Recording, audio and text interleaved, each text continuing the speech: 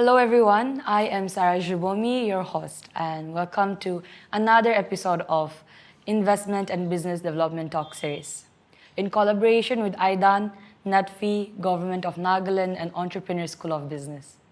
Today, we are going to dive into a powerful and timely conversation, skill development, upskilling youth, and the role of institutions in employability.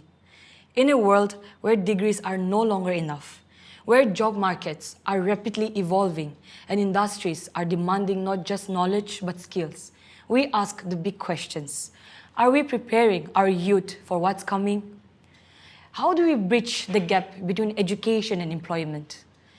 And most importantly, what roles do institutions, training centers, and changemakers play in shaping the workforce of tomorrow? Joining us today are inspiring individuals who not are only talking about change, they are creating. Let's welcome our incredible panelists. And I would like each of the panelists to kindly take your time to introduce yourself, sir. Thank you.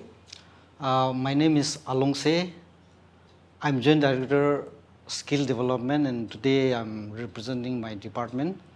Basically, I did my mechanical engineering, landed up in skill development, and today I'm here for that, and I hope we will try our best to give the expectation of what we have programmed.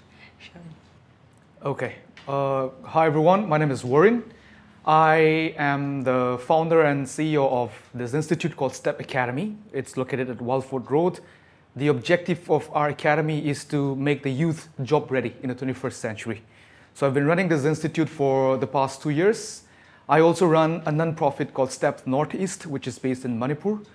The objective of this NGO is also to bridge the gap between the urban and the rural, between the rich and the poor in terms of education and opportunity. So I'm grateful to be here today to discuss about this pressing issue, and I hope that we have a wonderful time. Thank you, Sarah, for having us. It's a pleasure to be here, and that introduction was really quite awesome. My name is Temjen, and I am the CEO and founder of Crest Training Academy and Consultancy. We were actually known as Emporium earlier. We had a franchisee model, but from this year onwards, we are going solo and we go by the name Crest. So thank you very much for having us here today, and I believe that the rest of the session is going to be amazing, a lot to learn from and a lot to also give from our experiences. So yeah, looking forward to that. Thank you.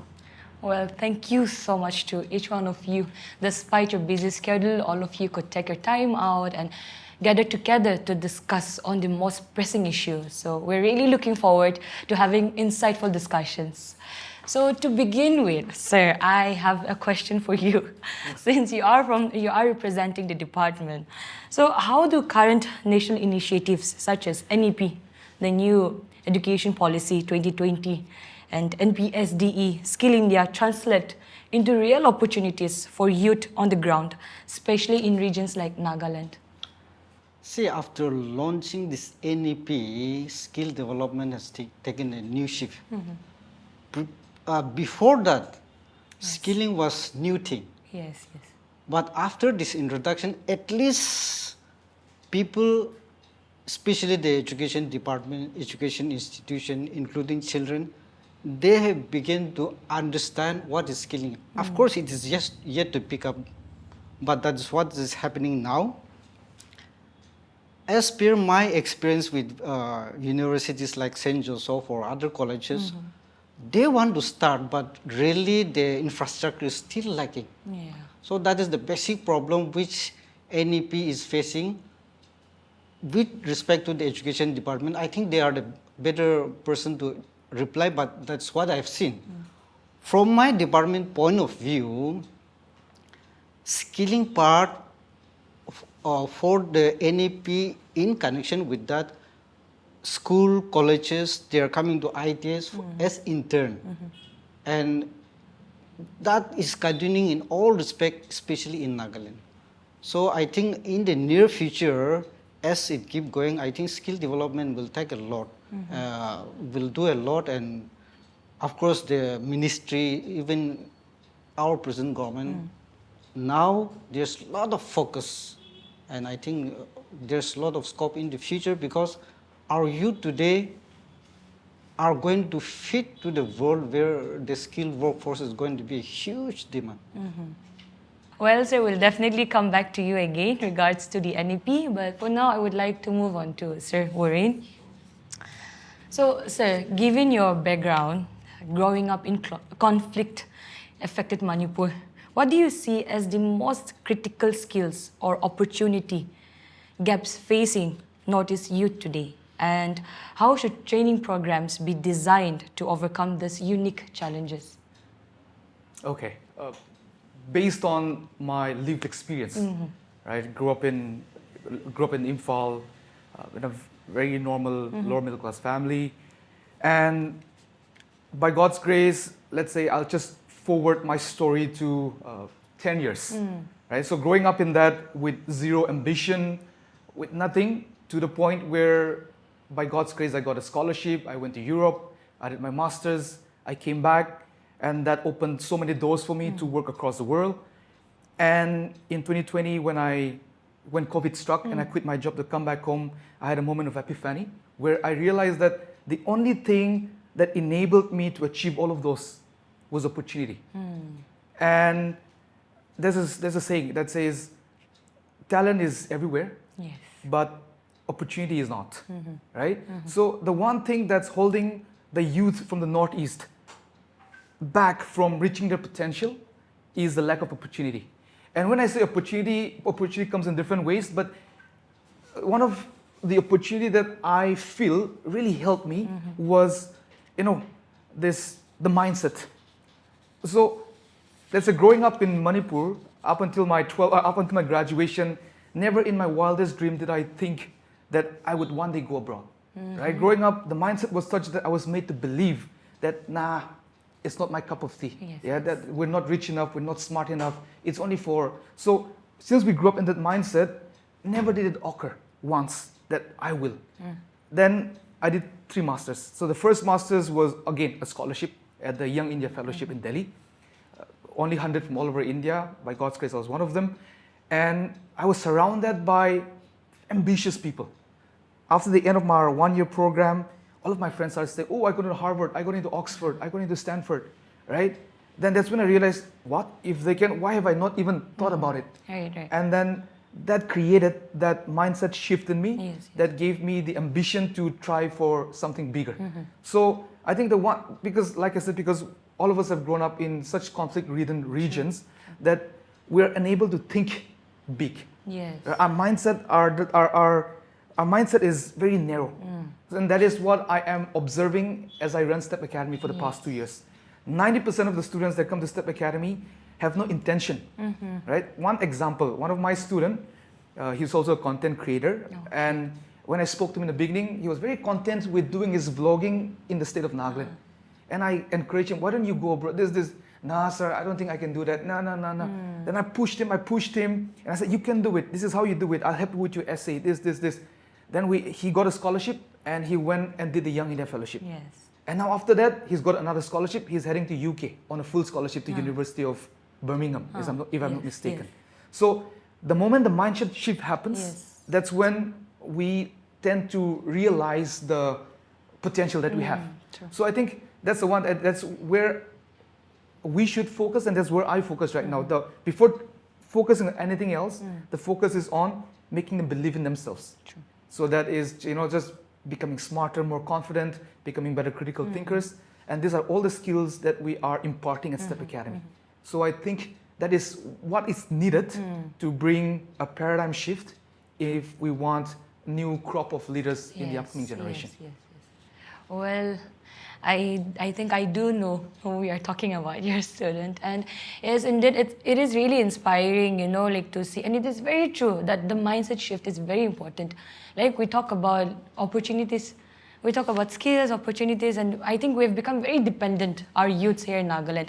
But I'm very glad to see how that shift is coming up. And so, yeah, thank you so much for addressing that. And we are coming back to your discussion too.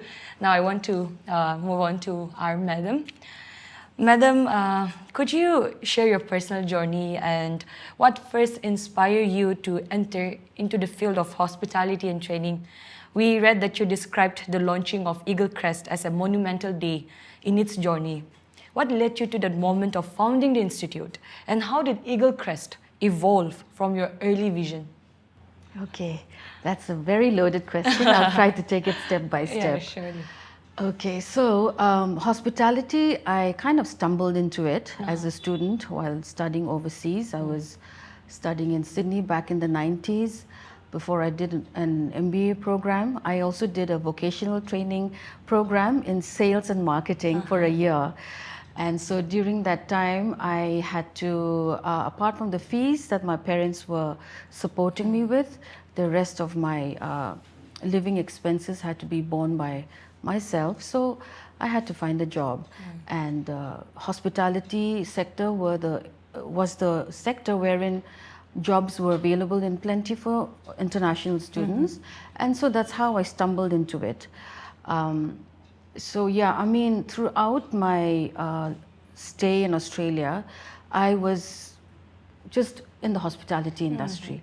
I started at the very bottom of the pyramid, and it was, looking back, that was where, you know, the basic foundation of, you know, I believe the basic foundation of anybody who is going to do something fruitful in life begins. And so that's where it began. And of course, Crest came about 18 to 20 long years after my, you know, my journey in the hospitality industry as an entrepreneur, you know, or even as working, as I mentioned, from all the way down to the bottom, then going up in the management, slowly, you know, progressing up in the management ladder. So, I mean, it all took a good long 18 to 20 years. And this particular organization didn't, I mean, I believe it just, it was something that was in the making for quite a while, which I didn't realize. It was just God's plan, I would say, because it kind of just reached a point where it was the one thing I needed to do as an entrepreneur, as somebody who had already got a fair bit of experience in the aviation industry. I was working in Frankfurt, Bangalore for a nice 2 to 3 years, dealt with the, you know, aviation sector student. I was also teaching management at a university for about 2-3 years. So, I mean, just this whole concoction of experience sort of just led to this beautiful moment wherein, you know, when I got the offer to start a training institution. So yeah, Emporium had approached me to take up their franchisee, and so that was just something which I thought would be a great idea for the young people of our state. Because I was quite sure-footed in this area of teaching and working with youngsters, hospitality, aviation. It was just already a journey that I had been taking, you know, for 10, 15, 20 years. So I'm like, why not? And so that's how it started, really.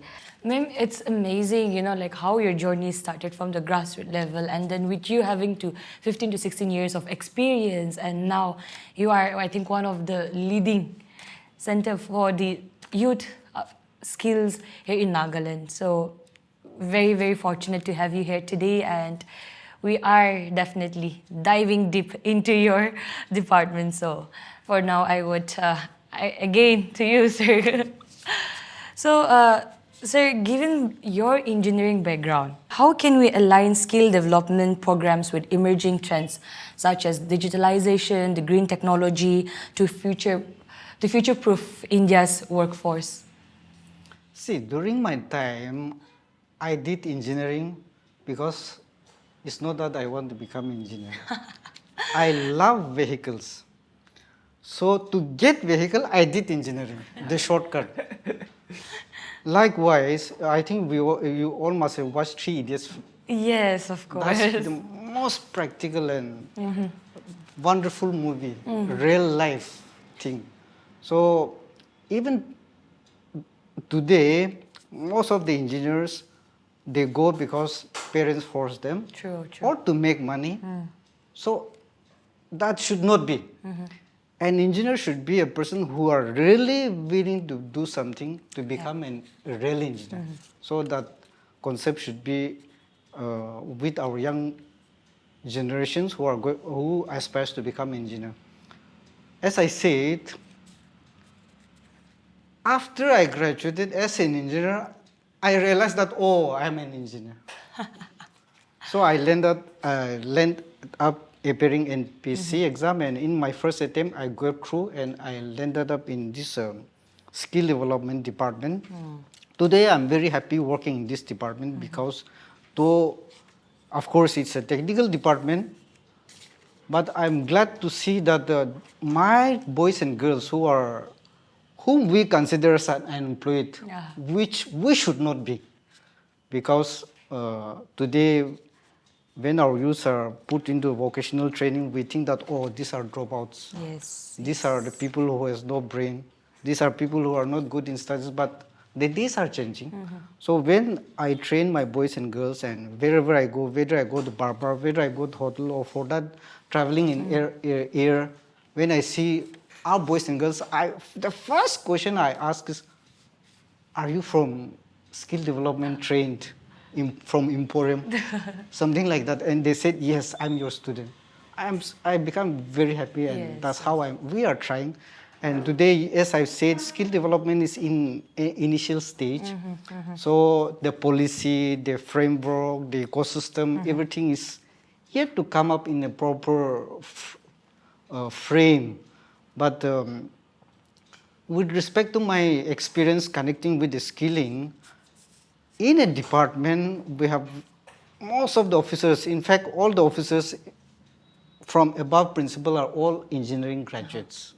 So we teaming up together, we are trying our best, putting up a lot of proposals to the government, a lot of suggestions to the government, and I hope focusing on the young generation in next 10, 15 years, which I think we'll discuss in the later stage. Yes. Before I won't go to detail in that, but these are the plans we are trying our best, because as we see that today, Nagaland, I think the unemployment is the biggest issue which we all have, both in social, as well as in family, as well as in personal life. So, sir, as you have mentioned, the biggest issue here in Nagaland for the youth is unemployment. So, why do you think there is still a gap between the skills our youth have and what employers are actually looking for? Yes, me? Yes, sir. I'll tell you one experience. Last year, I went to St. Joseph College for seminar. Then there, the principal was telling me that they were trying to recruit some management staffs. So they make publication, they shortlisted, and they called around 15 to 20 candidates for one post. Oh. They couldn't appoint even one from that 15. So requirement is there, but there is lacking in skilling. Yes, the they are not fit to be employed. So that is the gap. Today, all our boys and girls are going to the college, but they are yet to be fit to get employed. And here, skilling is required, like people who are there. Yes. Okay, thank you. So to supplement Sir's discussion, so I have a question for you, Sir Worrin. That is, STEP Northeast was founded to democratize quality education for remote communities. So can you discuss, or mention some specific innovative methods that STEP Academy uses, such as exposure visits or career counseling to motivate the rural students, and how these methods can be sealed up to scale up to more youths here in Nagaland? Okay. So like I said before, the whole purpose of STEP Academy is to make the youth job ready. Yes. So in my experience, so before I quit my job in 2020, I had about 7 years of experience working across different sectors in different parts of the country and different parts of the world. Yes, yes. And there were certain non-negotiable skills that I observed rubbing shoulders with the best in the world. And I realized that these are skills that are a luxury in our region. Because our education system, unfortunately, still focuses on rote learning. True. Just memorization based. You go to school, you go to college. The whole purpose of an institute is to churn out graduates. Yes, yes. Right? It's not about preparing them for the world, unfortunately, but it's about just preparing graduates, which is why I think the census have said that Nagaland has one of the highest educated unemployment. Yes, yes. Too many graduates. True. Because every college is just producing graduates. But like Sir said earlier, I'm a graduate, I have that on my certificate, but when I go for an interview, Yes. I don't have the skills to face the interview. True. I don't have the skills to impress the interviewer for them to give me the job, right? I don't have, let's say, basic etiquettes of writing emails. Let's say there's a job opening. If I have to write an email to respond to the opening, my email is so unprofessional that they don't even want to give me a second chance, right? Interview, I don't have communication skills, right? You go there, oh, please introduce yourself. Hi, my name is this. Nobody's going to take you for that, right? So these are basic communication skills. So there are certain non-negotiable skills which I have observed are non-negotiable. So when I came back home in 2020 to start my own organization and my academy, we have curated about 8 courses, which we feel will make the youth, the students, more attractive in the job market. So we have curated 8 courses on, let's say, the first one is on professional communication, where we focus on body language and your vocal elements, your movement. How do you walk? How do you sit? How do you stand? How do you use the hand gestures? How do you have eye contact, right? And then vocal elements on how to control your volume, how to control your tone, how not to use fillers, all of the stuff.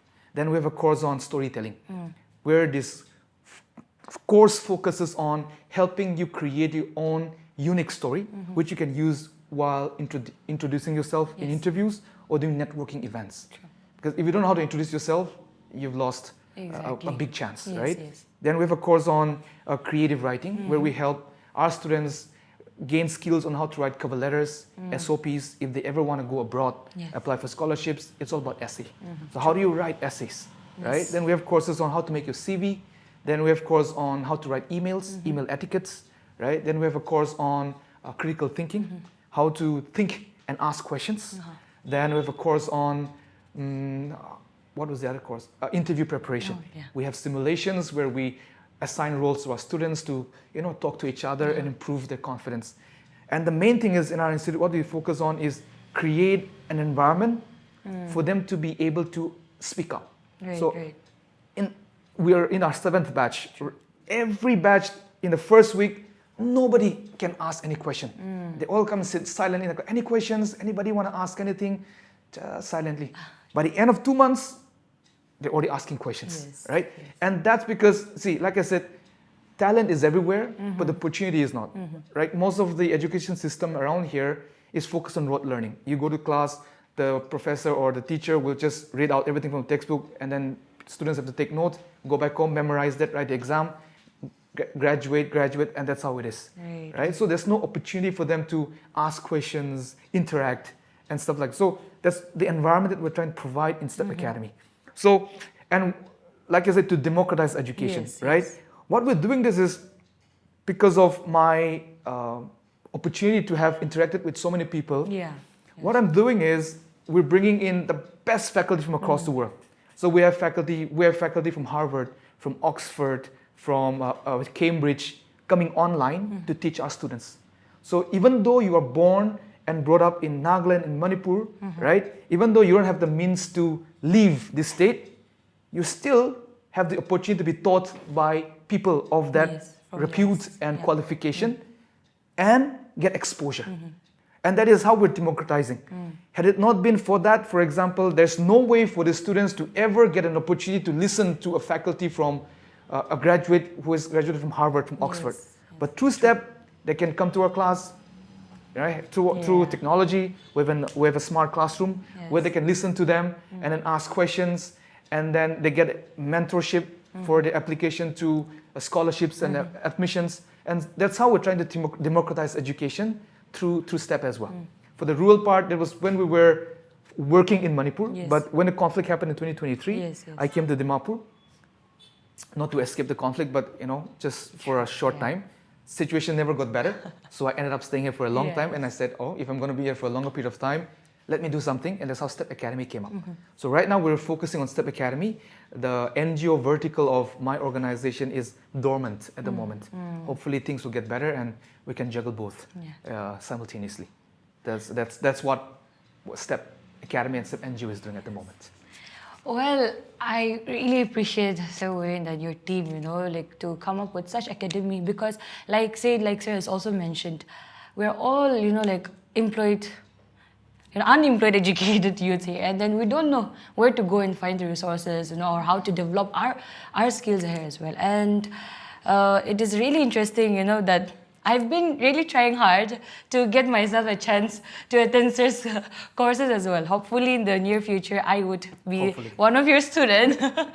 Also, and now that you've also mentioned about your students, their transformation in each classes. So I also have researched a little bit about how your skills, your programs have been going on. So you have conducted over 60 communication and leadership workshops across Manipur, Nagaland, Meghalaya, and Arunachal. So based on these experiences, what are the most common skill gaps that you have observed among the young people, such as in communication or teamwork or digital skills, and how you should be training such to tailor or to address those issues? Okay, so there are, I've conducted more than 100 workshops across India. Yes. Right? My area of expertise is communications. So I conduct a lot of workshops in communication, critical thinking, leadership, and all of the stuff. But I don't want to delve into all of the details, but the one thing that is common in all of this workshop is that 90% of the participants do not possess good communication skills. Yes. Because communication, if you want to be an effective communicator, only 7% is your words. 38% is your vocal element, 55% is your body language. So, what I've observed is, let's say in the context of my academy as well, I see a lot of students with potential, but are unable to express themselves, right? So that leads to this example that I keep giving. For you to put one foot inside the door, you need to have good communication skills. Right, true. When I talk to anyone, if I'm unable to be impressed by you in the first meeting, I've already decided that you're not good enough. But in the first meeting, if you're able to impress me, I'm like, this student has potential. Yes. And that makes him or her put one foot inside the door. And everything else opens up after that. So the one thing that's lacking in everyone in the Northeastern context is communication skills. And we all assume that just because we have a mouth and we know how to talk, we assume that we are good in communication, but that's not the case, right? So, which is why, let's say I've done workshops for a lot of organizations and companies in Nagaland, Putunuo Hospital, right? I went and did a 2-day workshop for the doctors and nurses on how to communicate effectively with patients to increase customer loyalty. I've done it for a lot of boutique stores, let's say I'm in the process of doing it for some group of hotels as well. I do it for politicians, bureaucrats.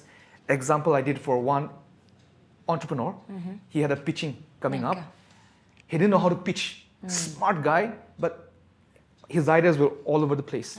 So he came for a session with me. I sat down with him for 5 hours and we articulated the way. And then, long story short, he went and pitched his idea and he got about, I think, 20 lakh grand, 30 lakh grand. That's amazing. So, it's just the one thing that's lacking is communication. True. And I think we need to invest in communication. Let's say in the corporate world, companies, they invest, they keep aside millions of dollars for communications training. So in Bombay, when I was working with Leaders Quest, it's a UK-based company, I was working with them. Our clients were companies like Mercedes, Google, McKinsey, right, Bain. They were all our clients. So we did communications training for them. So which is why I travel around the world. They book us first-class flight tickets to Europe. They put us up in 5-star hotels for them to, get trained by us in communications and leadership. So for them, they set aside a lot of money because it has been proven that communication is directly proportional to success and profit. Yes. Right? But in our Northeastern context, we haven't reached that level yet. Communication, oh, how much do you charge? I charge it. Why would I pay you money for just communication training? Right? But I want that mindset shift happening in terms of if we want to, lift up our youth, the first thing that we need to do is communication. True. Very true. So I think my response would be that. Well, thank you so much. Also, now that we're talking about skills or communication, I would like to ask this question to ma'am. So ma'am, that you have mentioned that Eagle Crest mission is to train manpower for key industries like hospitality, cruise lines, and aviation. How are your training program designed specifically for these sectors? For example, you offer specialized courses or practical training, such as cruise ship internships or hotel externships, also to prepare students for those careers. Can you share any success stories of students placed in this industry? Okay, so yes, our courses are designed to ensure that students get placed in the areas that you mentioned. Yeah. And we are very focused, not just in the theoretical aspect, but also on the practical. For every sector, that is the hospitality, aviation, and the cruise line sectors, we design our courses in a way that it is, in line with the industry desires, to this thing. And also we have to also follow the NSQF. We have to follow that syllabus as well. So we have to bridge the gap between the courses that we are supposed to be doing along with the industry needs. So basically, that is how we, ensure that our students, of course, as Worrin mentioned, communication, which for us soft skills would cover that that area. That is very important. But nevertheless, they have to also be aware of what they're getting themselves into in these different sectors. And we do industry familiarization trips, wherein these are out of the classroom sessions, which is very important for them because, most of them have not left Dimapur or their own hometowns, or, they've never seen Guwahati or, they've never seen a train station or an airport for that matter. So we have to kind of familiarize them a little bit before they actually jump into the job market. So we are very sensitive to those needs, very, very sensitive to those needs. We want to just make sure that, when they sign up with us, they don't just learn textual, they don't just learn the textual information, but also we touch upon areas of social etiquettes and corporate etiquettes, of course, health, mental health, or even just their physical health and well-being, their spiritual well-being. So these are all areas that we like to touch upon because not all families have the opportunity to get this kind of information. So when they come into our institute, we like to take care of them, as a parent, as a mentor, we just kind of try and play all the roles possible. And yes, of course, keeping in mind what are the needs of the industry. So for example, let's say a Taj Palace Mumbai's needs will not be the same as, let's say, Hyatt. Or let's say Indigo Airlines, their criteria may not be the same as Air India. So we have to tailor the courses and their interviews and or the kind of classroom sessions as per the needs of the company that's coming in and giving them the placement. So it's very, very customized. So I hope that answered your question. Can I come in? Yeah, sure, sir, please. Actually, Madam and their organization have been working with my department for a very long period, and honestly, we placed their institute in top 1, 2, 3, at least, because their placement is very good. Besides that, why I appreciate the Emporium now, Crest, is when they teach, they give a complete, compact course. so that these boys and girls, whether it comes from hotel, whether it comes from airline, whether it comes from cruise or any company, they fits in. They are already tailored, ready-made, able to face interview and go for the job. Because once the basic is done, any company they fits in, they will give further upskilling, am I right? Yes, yes. So that's how they do, and we are still looking forward working together in the days to come also. Yeah. In fact, I think the three panelists here, we have talked about communication. Also, like we haven't touched about the effective collaboration, but I think I do see a hope. Maybe there something could come out of today's talk show as well for the three of you from different departments. So yeah. Thank you for that. Very positive. Thank you for that. Yeah. Well, ma'am, that you have talked about bridging the gap. Yeah. Yes. So I want to get back to that again. Yeah. So, like said, Crest has been the instrumental in bridging the employment gap for youths in the region by placing students in reputable organizations. Yet many challenges again. So, in your experiences, what are the biggest obstacles for Nagaland's youth moving from training to actual jobs? For instance, do limited local industries opportunities, language barriers, or cultural preferences for government jobs with Nagaland's unemployment among graduates, that is about like 40%, make it harder? Or how does Crest work to overcome all those hurdles and challenges?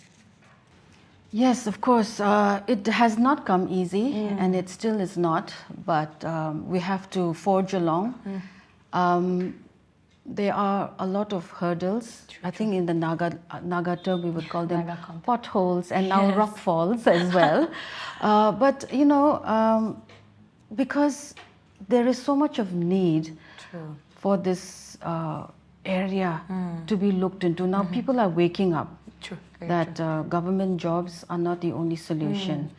If 30,000 graduates we are producing, and there's only 1,000 government vacancies, where will the 29,000 of them go? And so every year, if you're churning out 29,000 unemployed youths as graduates, that is a wake-up call, So, yes, the traditional thought of jobs being in the government sector, wanting to be in the government sector is still very much there. But I hope and pray that it, very soon is eradicated. That's number one. Number two, I feel also that, I think, yes, it's good that we have a very strong family, close-knit family structure, our Naga society. But that could also be a repercussion because they don't want to send their children out. So where is the private sector here? Where do you see the private sector? You mentioned there are people who could be trained and who could be skilled, but locally, can we take them in? Can we actually? No. Absolutely not, and even if they do, they'll be underpaid, which they're not going to be happy with. So they have to be ready to go out. So, these are some of the challenges. And of course, I also feel that our people can be a little bit too fussy. We are not ready to endure, and we don't have patience. We want to get the job right away. We want to just succeed, and we want to see ourselves up there. Like it took me 20 years to get to where I am, for example, And so like we have to be ready to start at the bottom, have a healthy attitude, and to start small should be the key. I think if we open up our minds to just doing things and to start small, that is the first step to succeeding in life, really. And what else?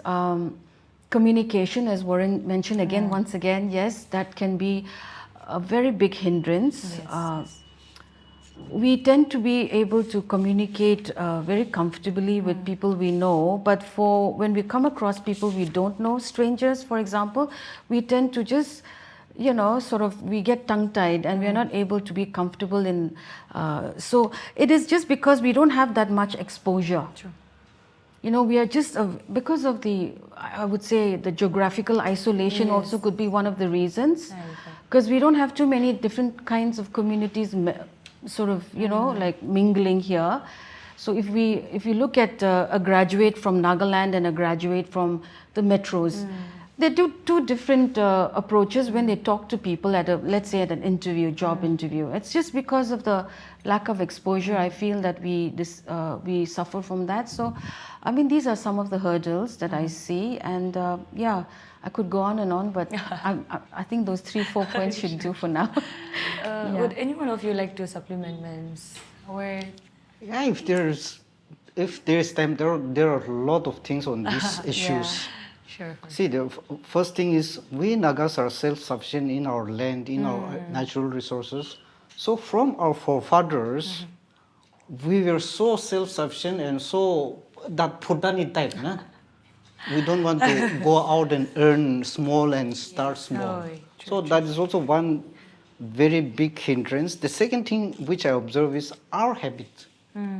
Whether it's eating, whether it's drinking, whether it's smoking, whether it's partying, all these things badly affecting our boys and girls. I think we must have received a lot of complaints from the company which we placed that your boys are drinking, your boys are not working for the full hours.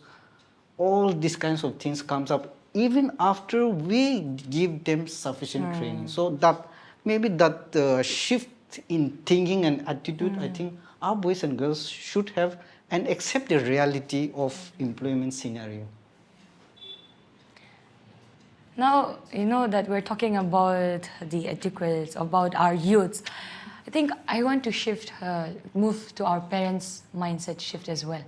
I think it's really important to discuss on that, to touch on our parents' mindset shift as well. So, how important is parental support in a young person's career or skill development journey? Well, for starters, the first day of the training, we make it compulsory for all the parents to come. Okay, I think that's a good initiative. Yeah, that's the key to making them understand the kind of services that we provide, of course, and where they can see their children after the course is completed, so that we will all be part of the same journey. You know, so because as I mentioned, the attachment that we have to our families. In fact, the attachment that the parents have to the children it could be of a hindrance when it comes to letting them go and start working. So we have to ensure that parents are also aware of what is out there, and if they have to stay behind, what are the consequences in an industry like ours, the training that they take. I mean, after having trained in the hospitality sector, aviation, cruise line, where can you see jobs available here? Not much at all. So and also we kind of like let them know that just giving them the platform to work in the world's finest is itself a great advantage for their children in the years to come. So we have to really educate them in the areas of the future prospects, really. So that is number one. Second of all, we let them know that we are all part of this journey together. So what they can't do, we maybe can do. We can fill up each other's gaps, So as I mentioned, we do mental health workshops. We also have a fellowship every now and then in the institute, so that they are spiritually rooted. Physical health is very important. So as Sir Alongse mentioned, getting into bad habits could ruin their health and could ruin their profession.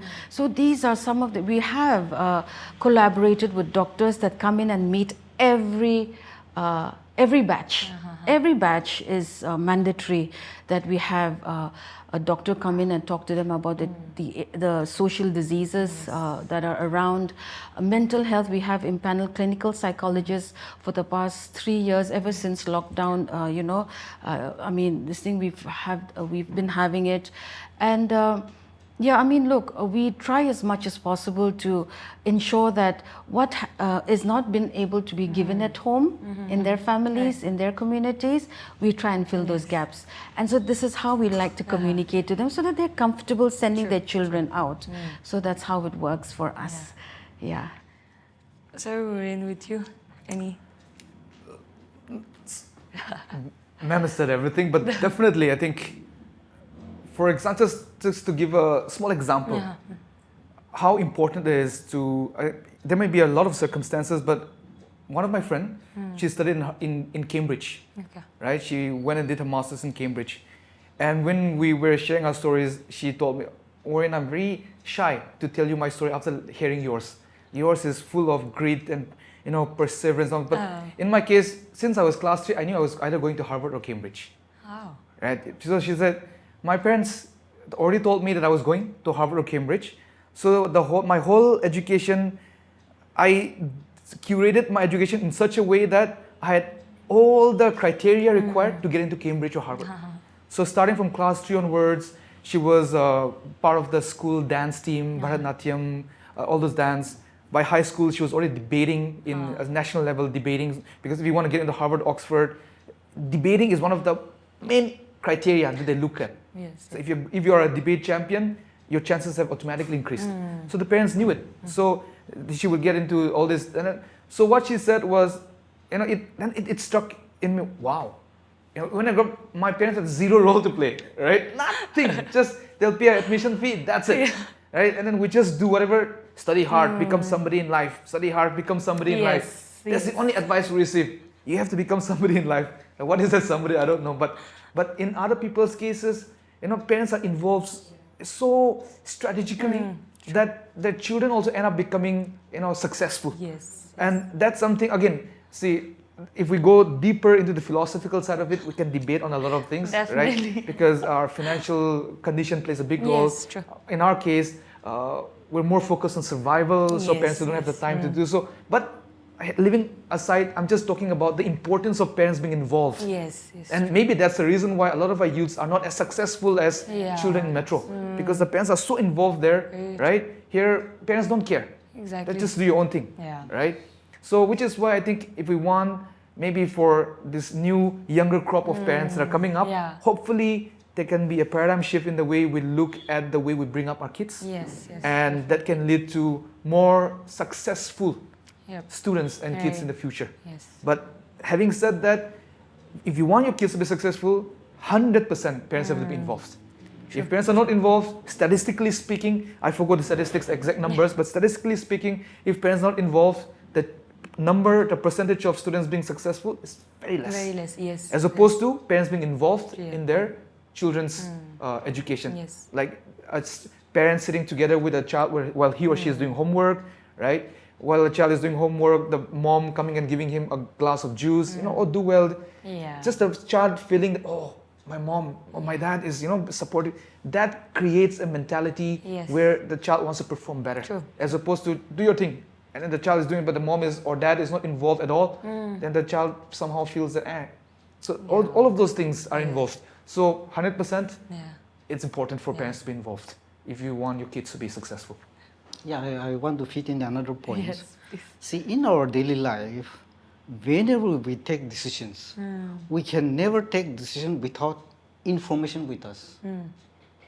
That information is a knowledge that help us in taking decisions.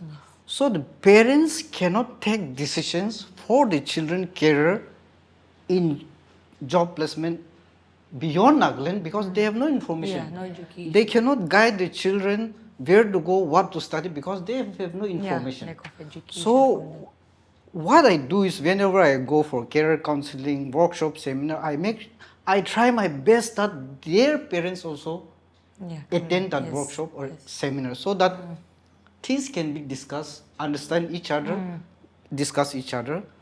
That is the thing. The second thing which I want to suggest our parents and children is always be a friend to your children. Not that lathi, that hot iron type is over. Unless until you become friends of your children will never be able to share their problems when they grow up. That is very true, sir. And when they are not able to share their problems, finish. Their life ends there. So starting from the childhood, that sharing. But as I definitely agree with him because our parents, along with our children, are striving to survive. Yes, the survival. See, let us forget about the career. We are trying ourselves to feed ourselves. So that is the situation where we are. But as this social media and all these things are coming up, I think nowadays our young generation should be very smart to tackle all these issues. So speaking of our parents' role, would you like to leave a message to our parents where, they can help guide their children into this changing job landscape? For me, one thing I want to suggest is today's, as far as career is concerned, our children should be allowed to choose whatever they feel is good for them. The passion they have for their particular job, their career should be linked with their hobbies and the passion, and not forcing them that you should go for theology, you should go for doctorate, you should go for... Those days are over. Yeah. For me, from my experience, even though my parents were not that educated to be able to bring us up in that level of information, the one thing that my parents left for us and did for us was continually pray for us. Yes. So my advice to parents would be, do not forget to, pray for your children, have family worship with them, and just bring them up in the fear of the Lord. For, like we said, we have, in our context, finance is a big problem. We're all striving to survive, so we can't go deep. So what we can do as Christians is, at least the least we can do is bring them up in the fear of the Lord. And the Bible says the fear of the Lord is the beginning of wisdom. Yes. Right? Seek ye first the kingdom of God, and all these things shall be added unto you. Like I said, when I look at myself now, I'm somewhat successful. There's still a long way to go, but when I look back in my childhood, there's no way that I can be this person. But I am this person because my parents brought me up in the fear of the Lord. And they brought me up, in the fear of the... They taught us the word of God, led us in prayer worship, family worships every night. And because of that foundation, God blessed me in everything that I did. Yes. And I am who I am today, not because of my intelligence, brilliance, but because of my parents' prayers. Yes. And the advice I would leave for parents today is to do that for your children. Bring them up in the fear of the Lord. Even if you're not educated, God will do the rest. Definitely. But just bring them up in the fear of the Lord. Yes. And that would be my advice to parents from my lived experience. Such a beautiful message. Ma'am? Yeah, okay. Actually, Sir Alongse has also very in detail mentioned that parents and the children have to be, in good communication terms and have to be friends. Apart from that, I think, one should never stop learning. Yes. So irrespective of wherever the parent, whichever economic strata the family may be from, I think anybody and everybody can always learn something new every day. So if suppose the child wants to get into a certain line of work or anything, I think parents should also want to know what it is about. That curiosity should be there, wanting to know more about that line of work or that particular company or that particular institute, for example. So, I think parents also should at least have the sense of trying to find out information and getting to know more about the interest of the child, and I think that could bring them together in a common platform, and that way, apart from all the other points that I've mentioned, I can only see that that could maybe also bring out a good decision finally when they have to make one for the child, whether it is training or job placement. So that way, I think parents can also try and, just involve themselves a little bit more in the children's life, even if it is from halfway. So that's... Yeah, me as the youngest daughter in the family, I think I can really relate to what the three of you has wonderfully, talk about our parents' role. And it is a struggle at times because given the generational gap as well and the lack of education and knowledge given to our parents, I do not blame them, but like Sir Worrin has also said, just pray, because our parents' prayers is the most effective, the most beautiful, wonderful blessings for any children. And also, as Mem has also said, despite you being old or young, never stop learning. So I think that's really, I really hope through this discussion, it just does not open the eyes of our youths, but also to our parents also. So I'm really hopeful that this could change a little bit in our Naga society as well. So now let's get back to upskilling for employability and entrepreneurship. So Worrin, I have a question. With your experiences of leading initiatives aimed for career readiness and entrepreneurship, in your role with the career and entrepreneurship cell, what employability skills have proven most critical for Northeast youths? For example, hospitality skills for tourism, digital literacy, or traditional craft entrepreneurship. How should training programs be prioritized and build these skills? I think, like I said, I might be a bit biased here.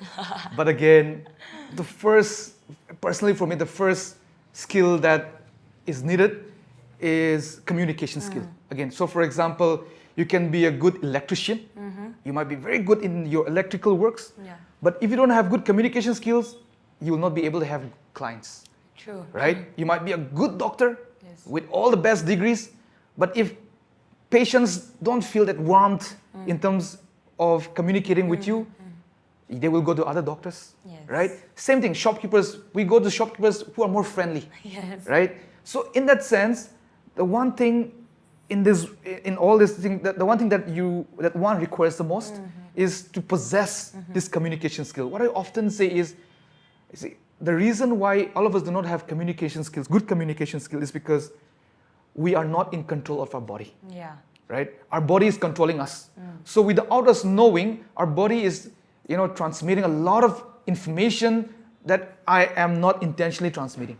Yes. Right? So right now, let's say, since I'm in control of my body, Yes. right? I am controlling the way I use my hands. Yes. Right? The way I look at you, Yeah. right? The way I smile. But had I not been in control of my body, I'll just be talking important things, but just talking like this, and my message might not be as effective. True. So it's all about being in control of your body, Yes. and that's what communication teaches you. So in the Northeastern context, the first thing, because we're all talented, just that we need to bring that out in the open, right? And that is what we're trying to do. That is what we're trying to do, and that is, I think, one of the most important requirements that we need, irrespective of who you are. Yes. Right? Just be, if you're an officer, let's say among all the ministers that can communicate confidently and smartly become automatically more popular than ministers who just speak. Right? Yes, yes. Same thing in every sector. So that's why I feel if you want to succeed in anything, work on your communication skills, and then eventually everything else will fall into place. Yeah. So that would be my advice. Like I said, since I'm from a communications background, Yes. might be a bit biased, but that's my experience. Yeah. Thank you so much for addressing that, and being very transparent of what our issues are. So, sir, given the fact that you are representing the department, I do have a question that, that we have discussed about the vocational skills and the communication skills, the issues, the gaps.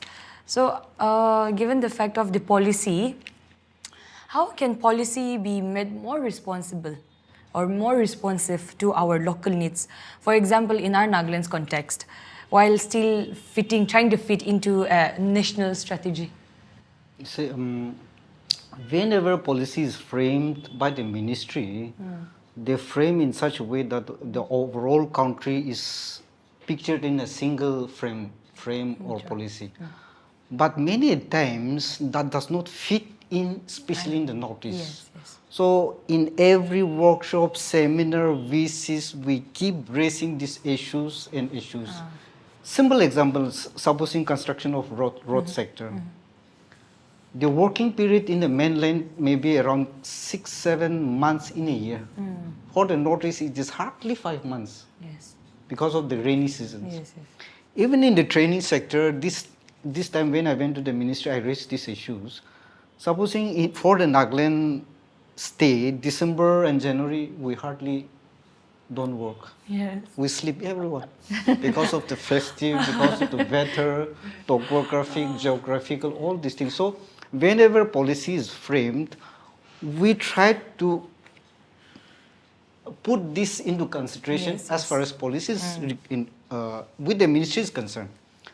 For the Nagaland, we are here to come up with the policy of the skill development, and but I think the main concept should be this policy or the syllabus or the course has to be according to our local requirement. I think that will solve the issue to some certain extent.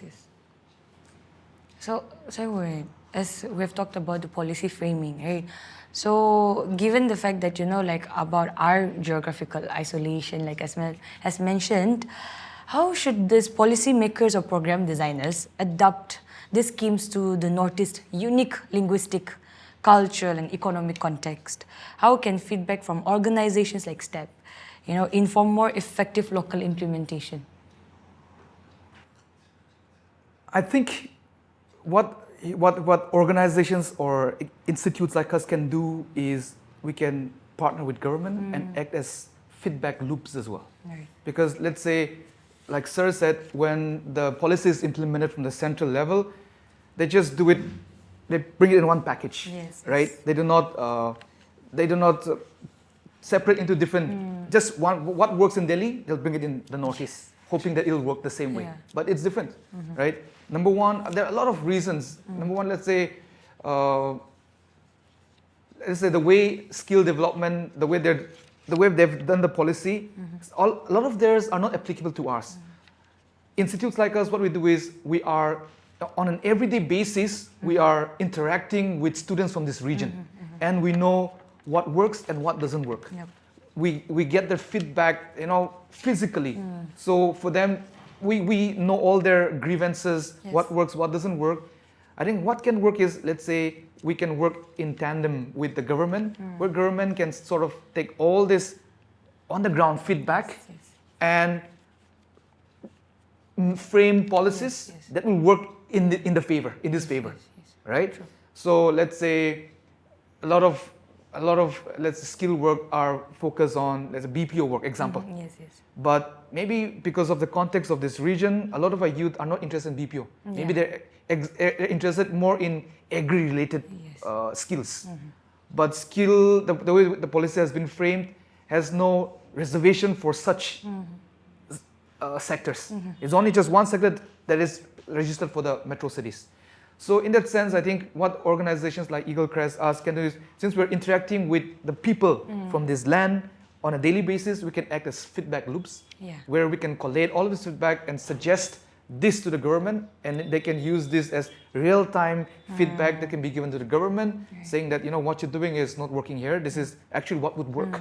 So I think in that sense, that's how organizations, institutes can work in tandem with the government to bring more change in the ground. That's wonderfully, being explained. So coming back to ma'am, as Sir Worrin, we're talking about policy making, adapting, framing the policy. So as the Eagle Crest institution is very well known for an effective collaborations with private institutions and hotels, reputed hotels. So how do you think Eagle Crest, effective collaboration can also contribute to framing new policies, or trying to especially for the Northeast, to adapting? So ma'am, could you highlight a little bit? Right. In fact, I want to address one particular matter which is actually on a very positive note, that recently our Honorable CM has come up with a National Skills Development Entrepreneurship Initiative. Yes, which we are a proud partner of. This is one of the flagship CM's program, which is actually, as Sir was mentioning, the ministry level, they do frame policies for the whole of the country. But now when the state comes up with programs like this caters to our needs, to our specific needs. And so it's just amazing that I think, the policy makers and all the different levels can look into their own, area of work and come up with, programs like this. Because you mentioned the industry partners that we are working with. Yes, we've done a fantastic job over the years. We've signed MOUs with quite a lot of big brands, and they love coming to Nagaland. They love coming and taking students from our campus. Now, you know, I mean, within the next couple of days, or maybe a week or two from now, we'll see once again Taj Mahal Mumbai will be coming again. You know, I mean, look, they're just ready to come and pick students from us. But the thing is, we're doing this at our own capacity. So if we came together in a, you know, a policy that, you know, policies that would be brought out in different trades, in different departments, I think it could really work wonders. We wouldn't be sitting here talking about unemployment, because look, the secret is we all are educated, which is good. That is the key. Second of all, the second, third, fourth can be taken care of, I think, by people like us. We are there. Not just us, there are a lot of very good institutes around as well. And we are, you know, I mean, we are, of course, very burdened about what is happening in the state regarding unemployment. And I feel very privileged, and all of us, in fact, are very privileged to be one of those agents where we can make a certain change. And so this is a fantastic platform to just, you know, in fact, voice out that this particular initiative that the government has taken now is going to see a big change. And I hope and pray that there will be many more such initiatives coming in the near future as well. So yeah, really happy for that. Let's all be hopeful. Yes. In the end. So now I want to go back to the entrepreneurship here in Nagaland, where they can contribute in upscaling our, you know, for our skilled youth here in Nagaland. So anyone could answer this. So what do you think, like, you know, the contribution of a successful entrepreneurs here, not just in Nagaland but in Northeast as well, could contribute to mentoring, training, or hiring local youths? Well, maybe I'll take that one then. So that question is me, okay, and him. All right. So we are entrepreneurs, and we've come back to our homeland, and we are, you know, working, and I mean, with a huge amount of sacrifice, because there are better options, you know, apart from, you know, suffering here. But no, actually, there are a lot of perks as well. You see, because success isn't only in terms of the bank balance. I believe, I'll speak for my friend here, Worrin, who we all are, you know, very privileged to be back home and to be actually an agent of change. And so, yeah, I mean, talking about entrepreneurship, there is quite a lot of setbacks when it comes to capital funds, you know, for aspiring entrepreneurs. But the government is really opening up.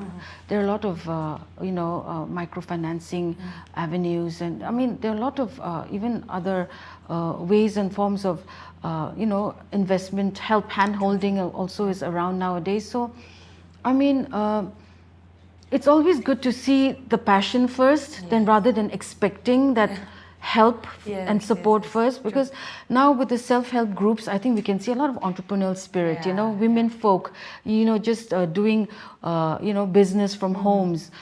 These are all like really good, healthy signs that now banks can open up, you know, financial institutions can open up to, you know, helping. So it is, we have to come 50%, the other has to also, you know, so we have to, a certain amount of investment we have to make from our end, not only in terms of money, but also in terms of dedication and sacrifices and, you know, taking up that burden.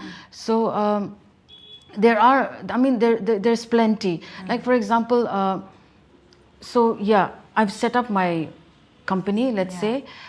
It provides privilege for people who have worked in the industry earlier to come and take up, you know, to work as trainers or to work as front office or just in any capacity. So every little every little enterprise opens the door to many opportunities, you know. So like say now hotels are really popping up. Yes. Hospitality sector is catching up even in Nagaland for Dimapur and Kohima at least. So I mean that really, or institutions for that matter, academic or training. So these are all just doors that are being opened up for people who would like to come in, get a job, or maybe even start off something on their own. So I think it's a win-win situation. So I would say that entrepreneurship has really got a lot of scope here as well, despite the infrastructural problems. But yet, if we can make it, so can you. So yeah, I think just be brave enough to start off. Yes. Yeah. Ma'am has said everything. But like I said, I think the spirit of entrepreneurship has really grown, and it's really helpful for the region, for the state, because I think the media has sort of brainwashed us into thinking that you're only successful when your startup becomes a unicorn, or if you have a revenue of a few crores. But success as an entrepreneur is just, it's not about, it's being self-sufficient, right? If you're able to pay your own bills, doing your own thing, that is success in itself, right? Instead of depending on the government for salary, if you do just a small thing where you can earn enough income to live decently, that is good in itself. In that way, it's already solving problems of unemployment, right? And this entrepreneurial spirit, this wave has caught up with a lot of us, where everyone is thinking, what can I do? What can I do, right? And we've seen a lot of startups coming up, which is good. Number two, let's say in my case, for example, the one thing that this entrepreneurial wave is creating is also, it's allowing the money to circulate within the state as well. Right? It's allowing the money to circulate within, which is one of the biggest sign of development. Let's say, for example, when I set up my institute here, let's say I hire a local person as my staff. I have, let's say, a few other faculty who are a part of STEP Academy, right? They're all from within the region. I pay rent for the building, right? The building belongs to a local person. And then let's say, in all of these things, like the money is circulating within the economy. And the more entrepreneurs and the more startups come up, that's what's going to happen, right? And one startup and the other startup are going to start becoming dependent on each other, and it's just going to create more. For example, let's say me coming in as a communications expert, right? Now, for example, let's say there was this one institute, one company that have been wanting to hire someone to train their staff, right? And they had not been able to find anyone. Finally, they reached out to me, and I did it for them. Had I not done it for them, right, they were to the point where they were going to fly in another from outside. So which means they're going to pay for the flight ticket, right? And then he's going to come in, he's going to pay him the money, he's going to use that money outside. But they hired me. I'm here, they pay me the money, I end up spending the money in the cafe, in the bakery. So the money just keeps revolving within the economy, and that is good for the state, for the region. So I think those are some of the little, some of the few advantages of fostering this entrepreneurial spirit within the state, within the region, I think. From my side, I'll just give some few thoughts. As far as entrepreneurs' role in Northeast, especially with respect to Nagaland, one thing which I have observed is Naga's entrepreneur, for that matter rich persons, invest only in land, building, and farming. Agreed. I think I want to request the rich people from Nagaland to change that mindset and start investing in manufacturing sector, where our youths can be employed. I think that mindset need to be changed. We make an excuse that it's because of a law and order situation, but I think the days are coming that this is also changing. So we have to accept that thing. The second thing, for the new entrepreneurs to venture in, as I've said earlier, I think unless until they are fed in with the real scenario of unemployment issues, and unless until they accept the fact, they won't have the aspire to become an entrepreneur.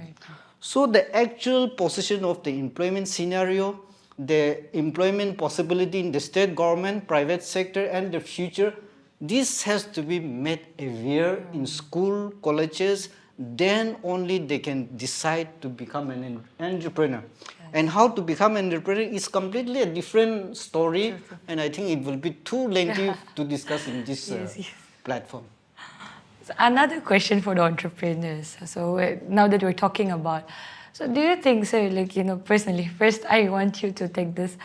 Do you think we should, have a specific platform, or like where all the entrepreneurs could come together and like effectively collaborate with the government in helping out like Sir Worrin's and Ma'am Temjenkala's institutions?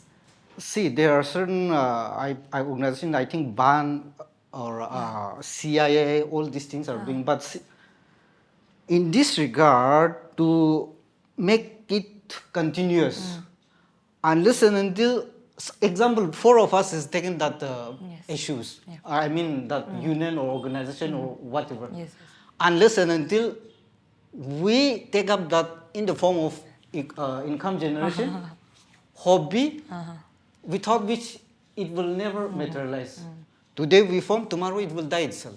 So I think it has to be someone in the form of government organization, government recognized platform, or something like that has to be there if we want to come in a common platform, without which I don't see any continuity to keep surviving for the 5-10 years to come. Right. Both of you, do you agree or? Well, yeah, maybe I could say this point. Entrepreneurs are fighters, like we don't get anything easy. And so I would say, especially in a place like ours, where things are not that easy, but we still tend to survive. And all these organizations that have popped up, as you mentioned, sir, the business, the BAN organization, these are all a group of people that have really fought hard, and they are. And then I feel that there is, this kind of organizations, yes, without the government also, for their own community, for that business community, can also definitely work in order to boost morale and to help one another, and of course to achieve other goals as well. So therefore these are organizations that really need to also be there in existence, so that there is a common platform for us to go and seek help from, because government will not always be there to help us. I think here we are forgetting one thing. It's already there though. Entrepreneur Association of Nagaland is already there. Right. And it's functioning very nicely, and they are even financing the entrepreneurs and all these things. Yes. True. Yeah, they're doing very well. Entrepreneurs Associates. Yeah, the Entrepreneurs Yes. Yeah. It's already there. Right. So there are such people who have achieved so much despite the difficulties, and so as Sir was mentioning, the rich people stop buying land and stop buying building and farms. Please invest in these so that it creates a beautiful ecosystem, and then there's plenty of jobs available, and of course organizations will also continue to grow, and and then I'm sure there will be a good harmony at some point when everybody is, I guess, happy and found their places. So yeah. Nothing to add. They're both very well put. Okay, now that we all have discussed the issues, the struggles, the challenges, the solutions, the policy making, I have a last question for all of us. So what message would you like to give to the people in Nagaland who are unsure about their career paths or feel they lack access to training? Or as someone committed to fostering the overall development of the youth in Nagaland, what practical advice do you have for a student or for a young, unemployed, educated youth who feels discouraged here in the job market? Any first steps or any message that you would like to? I would like to put it in this way. Today, in 2025, more than 22,000 youths appear class 10. Only in BSc. That means if we include the central schools, outside Nagaland schools, it will touch maybe around 30,000. So every year, this 30,000 youth is pumped into our employment sector, or whatever we call it. And in Nagaland, considering the ratio of employment, where the government employment comes somewhere around 1,20,000. So if we divide that with the span of 35 years, the government sector employment opportunity will be below 3,000 per year. That means where does this 27,000 go? Yes. The youth have to accept this reality, including the parents, and shift from the traditional going to college, universities to vocational. Yes, yes. Supposing we compare the nearest countries nearby us, China, the vocational level of training stood somewhere around 40 to 50. Yes. I think Japan around 64% Yeah. out of 100. Korea more than 90%. 97. Yeah. India below 10. So this shift in changing from conventional studies to vocational is very, very important. This can happen only once they accept the reality. Yes. And for training part, placement part, as an employment and skill development department in Nagaland, with partner with them, a lot of schemes are coming up. So I think those youths who want to go for training or upskilling, reskilling, they should always contact us without wasting the time. What I've observed today is in a family, once they are into the college and university, it's a tension for both the youth and parents. But the real tension starts after the graduation. When they graduate, it's a big problem for both parents as well as that graduates' youths. And they sit inside the room just with the mobile. This is very, very difficult situation for all of us. So I will also suggest that use your mobile for the improvement of your career. I can assure and guarantee that the most solution, best one today is YouTube. Make use of YouTube. See, it's not that I memorized and came, but as this program came in from Yes. 2-3 days, I started watching this YouTube so that at least something can come. So this is how you work. Any solution. Once, I'll tell you one practical example. Once my vehicle got some technical snag. My driver and my boys called me, what should we do? YouTube. I just told them. And yes, my vehicle door got locked. I remember in the town when they were parked. So the boys called me and said, YouTube. And yes, they did it through YouTube. So this is the kind of practical solution I want to give, and definitely thank you for the opportunity. Thank you so and much. And hope sir. we have done some justice to our Exactly. Thank you. Yeah. My parting message would be, like I said before, talent is equally distributed, Yes. but the opportunity is not. So for you to grab the opportunity, you have to come out of your comfort zone. Right. What I've noticed in the past 2 years of running my academy is that 90% of the youth, the students here, are too comfortable in their comfort zone. So they don't want to step out of it. And we've already discussed some of the reasons before, right? Why they don't want to step out of it. Why they don't. So my advice would be, talent is equally distributed, but opportunity is not. So for you to access opportunity, you need to come out of your comfort zone, right? And for you to come out of your comfort zone, it is, let's say, for example, little things like, if I bring Step Academy into the picture, it's little things like, let's say, I keep telling this to my students, you signing up for Step Academy is you stepping out of your comfort zone. Yes. Because what we've curated in our academy is something that's very new. Yes. Right? It's a very new thing for a lot of people. agree. And for them to pay money and put faith in this academy to enroll is them just putting blind faith Yes. and coming out of the comfort zone.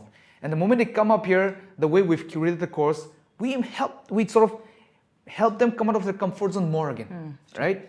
Which is why after 2 months of our training, they all become better versions of themselves. Sure.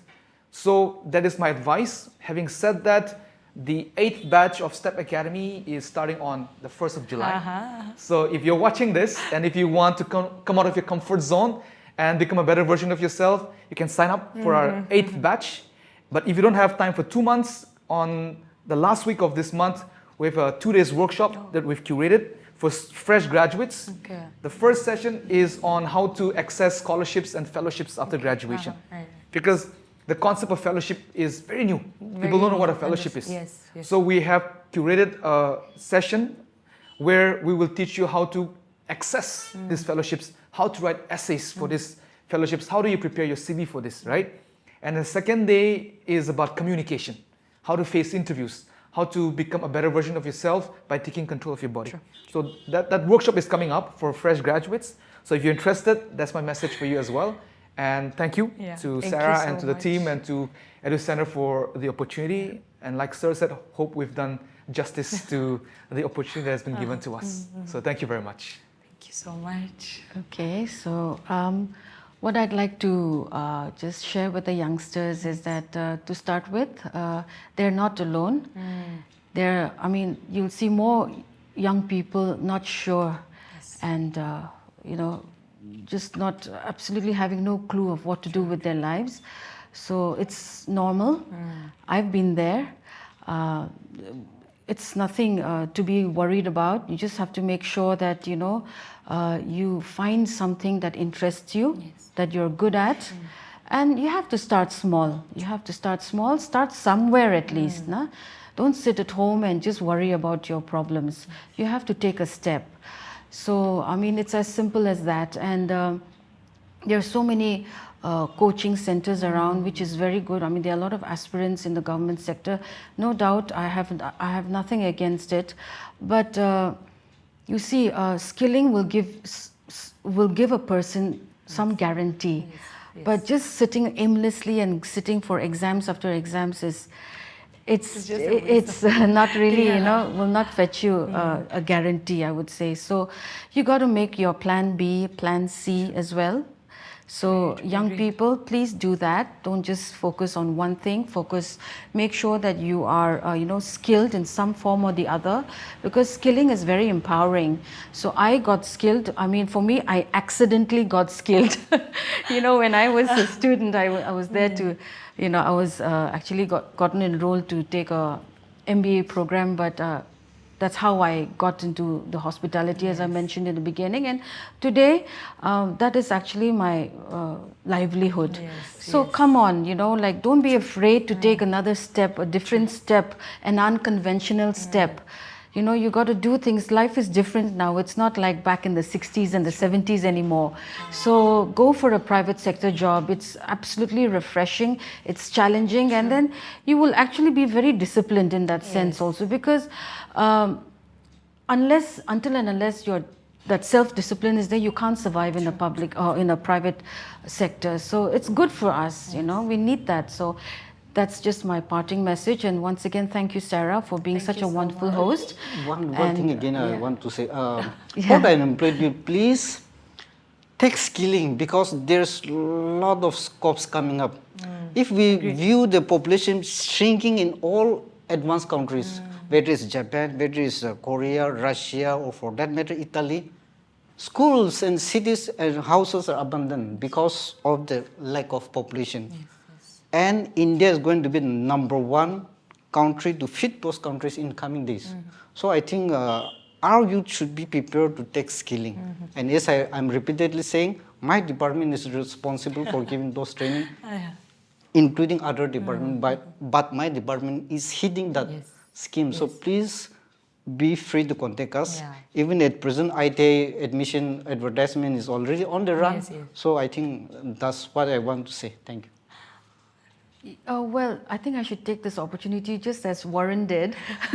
I'm not going Yes, to leave here please. without doing a little bit of a salesman pitch. definitely. Okay, so Eagle Crest is open to giving out loans. This is all part of the great. this is part of the Nagaland Skill Development and Okay. Entrepreneurship That's initiative taken amazing. by the government. So young people should make use of this opportunity. So yeah, I mean the government is doing so much for you. Make use of the best opportunity. We've got a very, very dynamic and robust Instagram page, Instagram account. So please go in there, check us out. It's Eagle Crest Institute, and get all the information that you need to be a successful person in life. Thank you. Yeah. That's amazing. We're all selling. I think for that we deserve a moment, no? Like, I think we should really do. Well, thank you so much. It's amazing that how the three of you are not just, the true change makers are here, seated here today, and we're very honored, to have you here in our panel today. So, yes, as we wrap up today's insightful discussion, one thing is very clear, that the future of employability does not just lie on textbooks, not just in talking, but in training, mentorship, and mindset. Whether it's through policy reforms, grassroots education, or industry collaborations, or our panelists that have shown us that skill development is more than a program. It's a movement that gives young people the tools to dream, to do, and to define their own success. To every student, dreamer, and a doer watching today, upskilling isn't just about getting a job. It's about being confident, building the purpose and the future that you own. Let's continue to learn, grow, and lift each other up. Thank you to our amazing guest for your time, for your wonderful, insightful informations. And thank you to all for being part of the journey. Until next time, thank you.